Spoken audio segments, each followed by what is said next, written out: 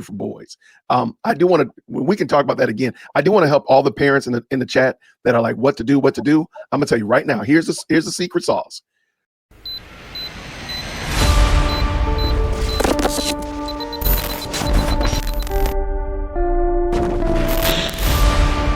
Social and political commentary from a Christian male perspective.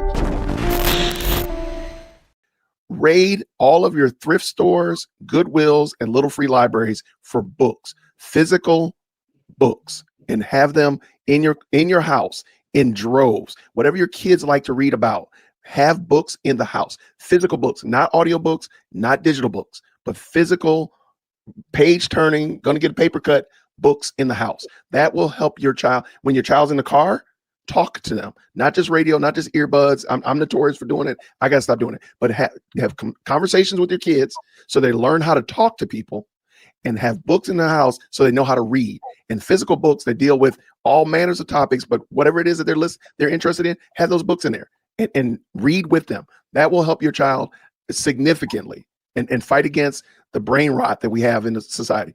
You want to do 5 minutes of social media, then you got to do 5 minutes of reading. Do a pound for pound with your child. That will help out significantly. I'm telling you this. Okay, that's it. I want to piggyback off of Jason really quick. Go for it.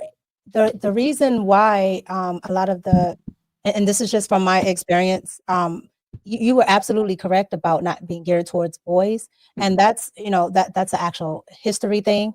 I don't want to go down that road, but that's you're absolutely right. That's why I said earlier about Montessori's, right? One, it's geared towards how kids naturally learn. Like if we were all brothers and sisters in a household and I was the youngest, I would learn from all of you, right? I would learn how to talk, communicate. I can learn languages.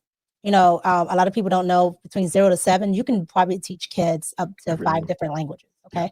I know 3, and this is just because, and not because I went somewhere fancy, it's because it's spoken in the home. You understand? And so that's why I like Montessori schools better, because it allows children to do that, and it allows boys to actually move. Okay, boys have something that girls don't have, and that's why I don't like the whole progressive thing about we're the same. We're not. Girls have estrogen.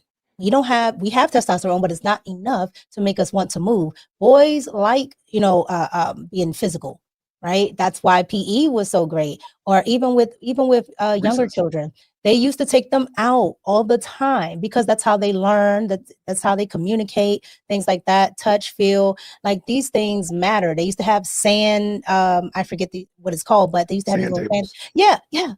Like all that stuff matters. And to even Crystal's point, about what they're taking out, handwriting, they don't do that in school anymore. And that's because, and they're like, oh, you can just print.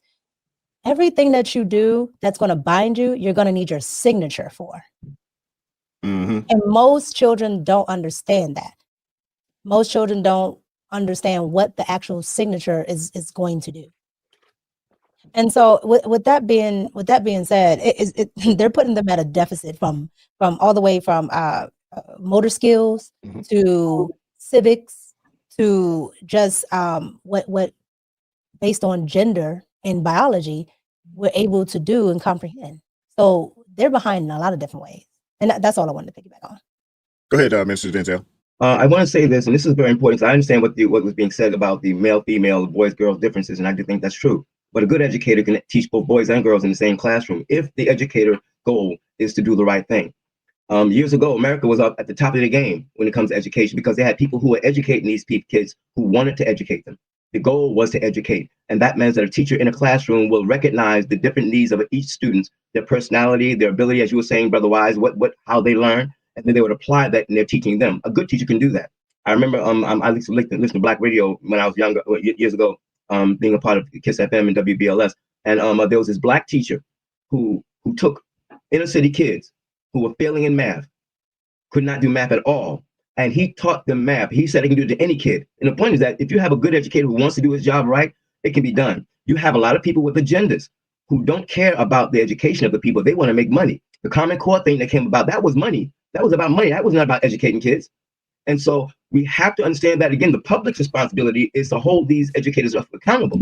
identify the ones who are not really trying to educate the kids, but are trying to just use them for making money off of whatever agenda they have.